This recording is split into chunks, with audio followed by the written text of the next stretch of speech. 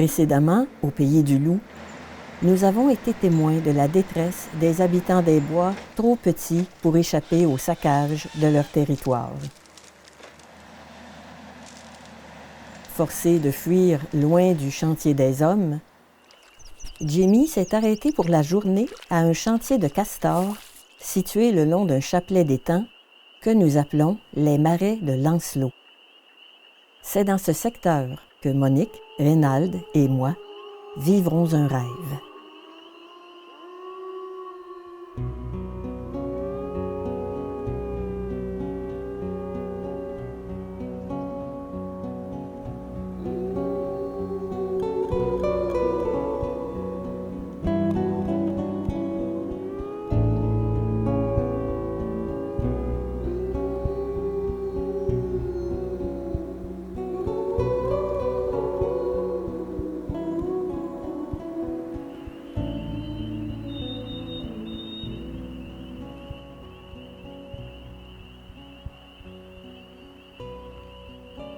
La veillée s'annonce palpitante.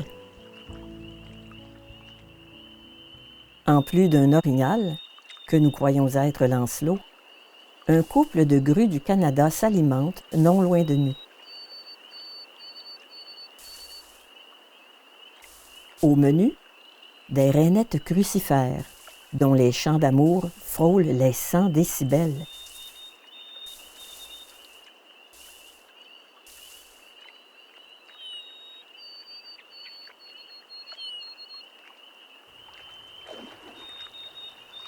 Il n'y a pas meilleure sentinelle qu'une grue.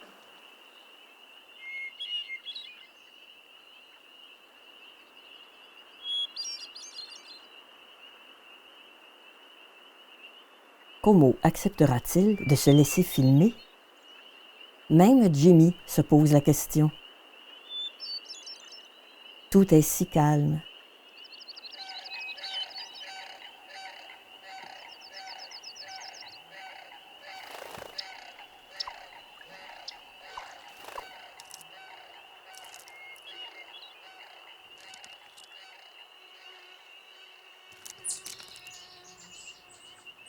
Ce soir, Jimmy n'a pas l'intention de suivre son compagnon, même si celui-ci l'en suppliait.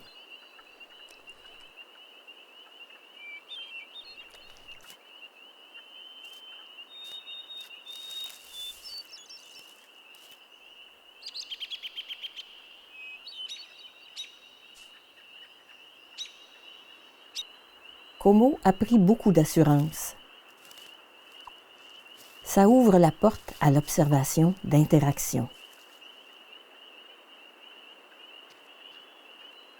L'attitude soumise de Jimmy confirme le rang supérieur de Como.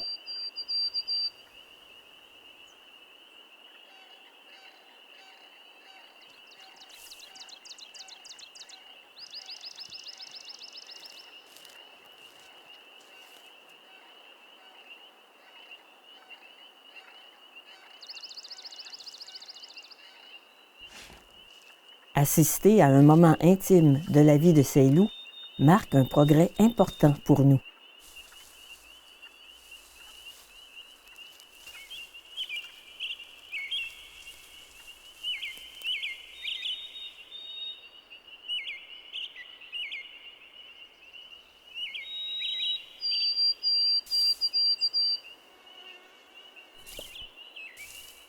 Si les deux amis tardent à donner le coup d'envoi à leur nuit d'activité, c'est qu'ils attendent quelque chose ou quelqu'un.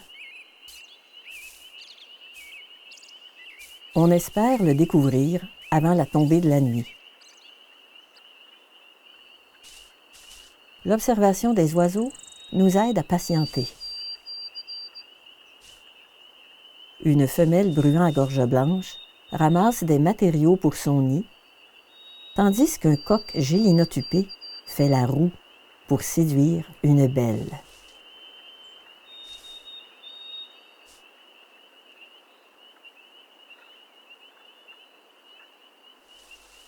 Le couple de bruants collabore durant toute la saison de reproduction.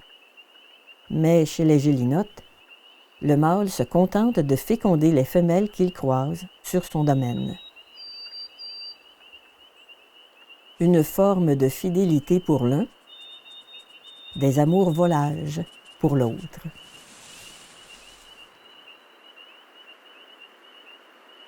Pour autant qu'une nouvelle génération voit le jour, chaque stratégie de reproduction est légitime.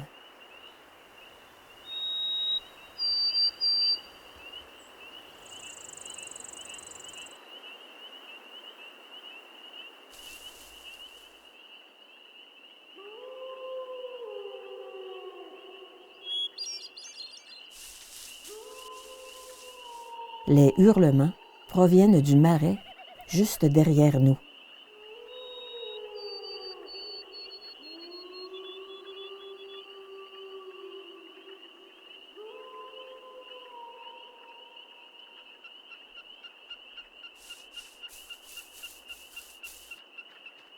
Pour Jimmy et Como, ces appels familiers méritent une réponse.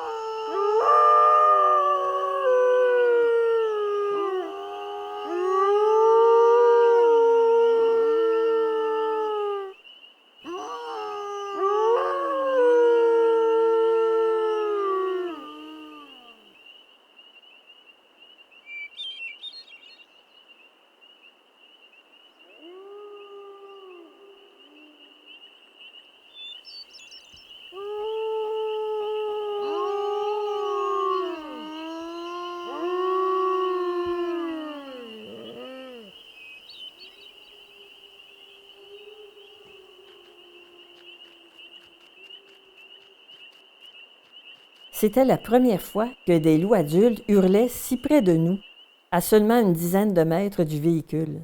Le rêve. Nous étions émus aux larmes. Jimmy et Como avaient été appelés par un autre membre de la meute. C'était le signal qu'ils attendaient. Après leur départ, nous sommes sortis de la camionnette pour écouter. Les loups étaient déjà loin. On me demande souvent, « Vous n'avez pas peur? » La question sous-entend que les loups sont dangereux et s'attaquent naturellement à l'homme. La vérité, c'est que depuis les 100 dernières années, les cas d'agression grave recensés au Canada se comptent sur les doigts d'une main. Et elles impliquent des loups malades, en captivité ou familiarisés. Le risque d'être mordu par un chien est infiniment plus grand que celui d'être attaqué par un ou des loups en pleine nature, même s'ils sont affamés. Alors non, mes parents et moi n'avons jamais considéré le loup comme étant une menace à notre sécurité, même quand nous étions à pied sur leur lieu de rendez-vous. Si nous faisions le guet et filmions leur comportement la plupart du temps à partir de notre véhicule, c'est parce qu'autrement, on ne les voyait pas. La grande majorité des loups sont encore plus craintifs que Como. Un loup comme Jimmy fait partie des rares exceptions. Par contre, avec l'ours noir, nous devions prendre des précautions, surtout au printemps. Cet animal est un bluffeur. Il peut se montrer très intimidant, puis s'enfuir à la dernière minute. Même un loup doit tenir compte de ses changements d'humeur, comme nous l'a prouvé Jimmy à plusieurs occasions.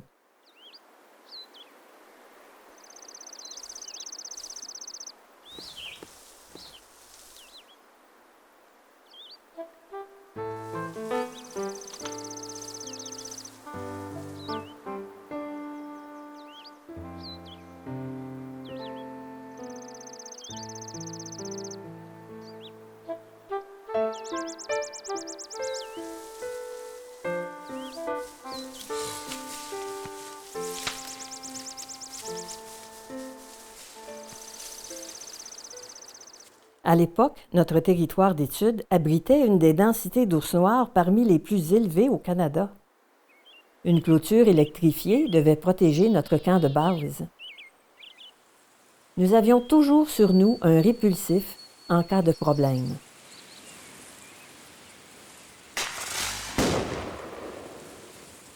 On côtoyait des ours noirs tous les jours, souvent les mêmes, parfois des nouveaux au comportement audacieux. Les pattes, les griffes sur le devant de l'auto. Il ne va pas les griffes après le miroir, il va arracher le miroir.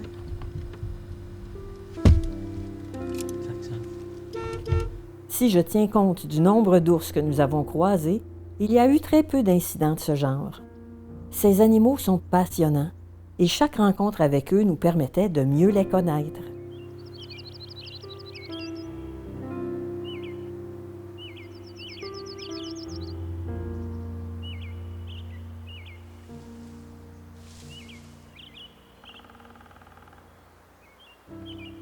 En présence d'un ours noir, on peut s'attendre à des feintes de charge qui exigent de notre part du sang-froid et du respect.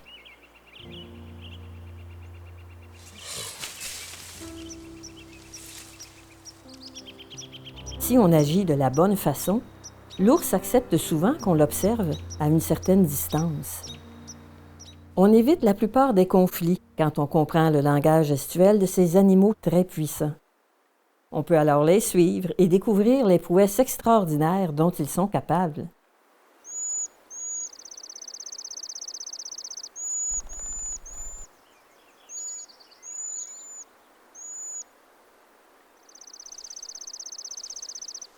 Cet ours se régale des chatons d'un peuplier faux-tremble.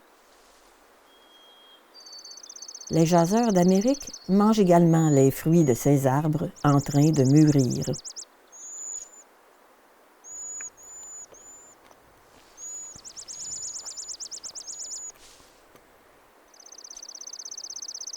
Normal pour un oiseau de se tenir au perché. Mais quand c'est un ours d'environ 70 kilos qui joue à l'acrobate à 20 mètres du sol, le spectacle donne des frissons.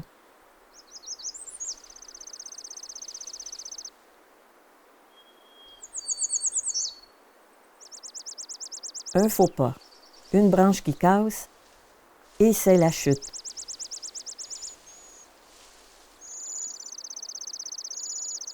Pourquoi s'inquiéter quand le grimpeur a l'habitude des pique-niques entre ciel et terre?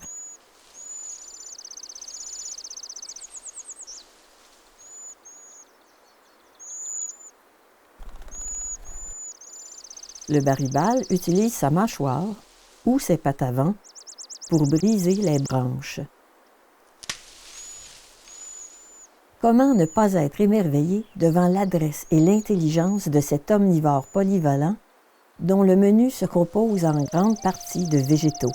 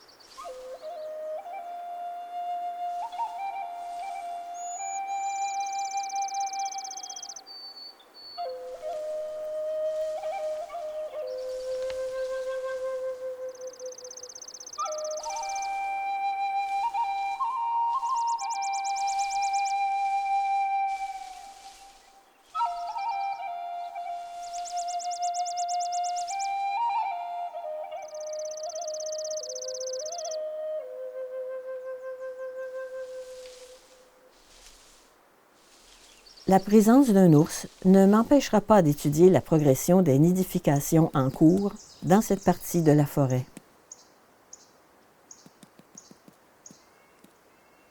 Je m'intéresse en particulier aux pics maculés et aux citelles à poitrine rousse installées dans un bouleau juste à côté.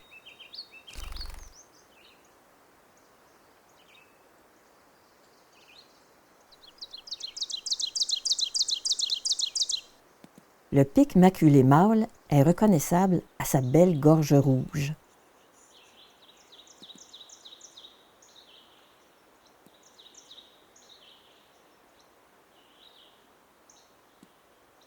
lorsqu'il s'accorde une pause pour aller se nourrir, quelque chose de totalement imprévu se produit.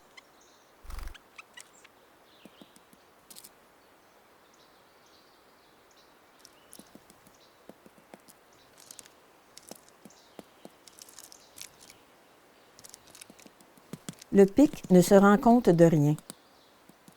Sa fiancée non plus.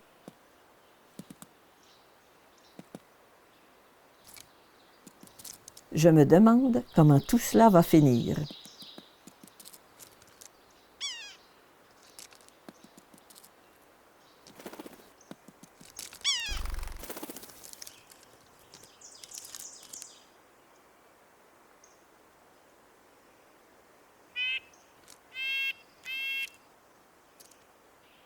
L'impertinente Cythelle rentre chez elle comme si de rien n'était. Les travaux reprennent.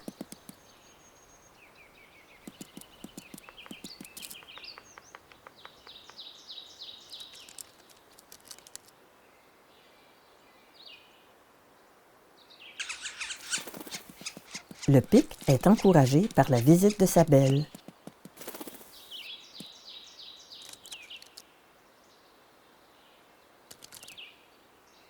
Madame Cythelle se montre beaucoup plus indépendante.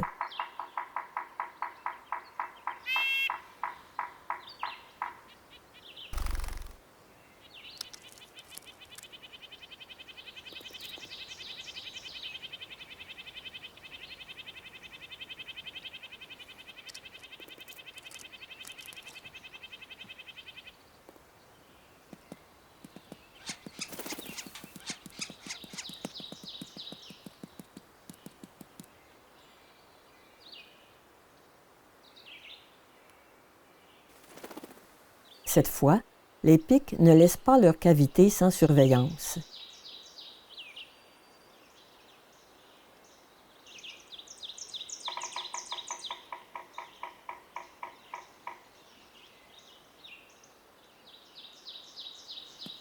La femelle pic met plus d'ardeur au travail lorsque son amoureux tambourine.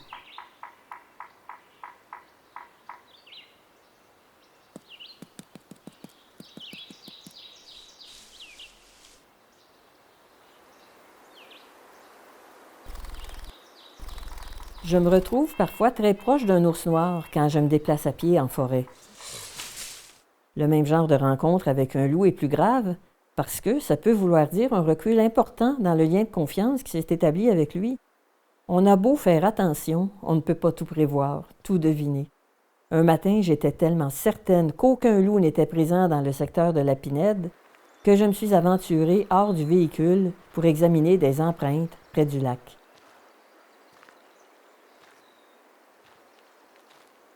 Je me suis aperçue trop tard de mon erreur.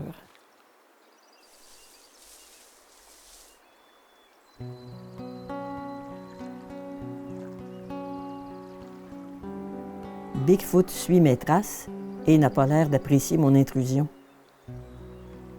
Contrarier le chef de la meute des Manitou est une bourde diplomatique. Il m'adresse un message de loup qui signifie « Je suis chez moi ».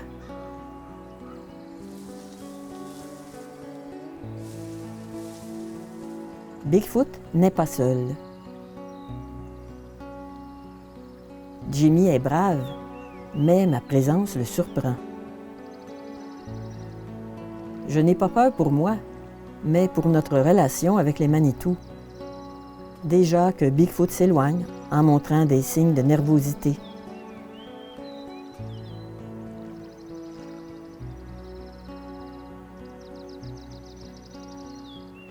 Jimmy profite de l'occasion pour m'aborder avec franchise. Il passe si près de moi que je l'entends respirer.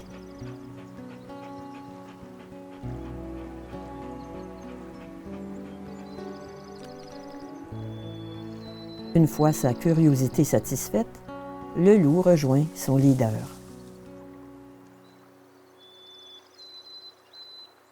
J'ai eu beaucoup de chance car Bigfoot ne m'en a pas tenu rigueur et nous avons pu continuer nos observations sur les loups avec beaucoup de succès. Dans le prochain épisode, nous retournerons visiter les rondouillets, nos amis castors.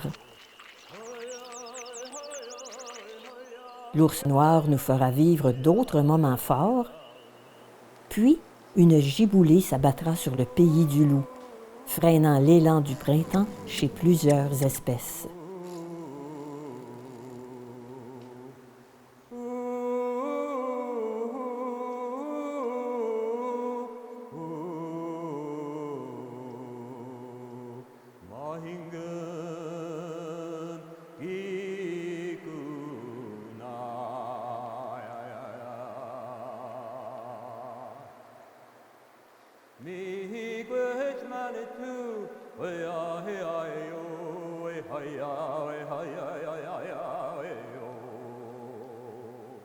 Then again, my hingen, we hi, hi, hi,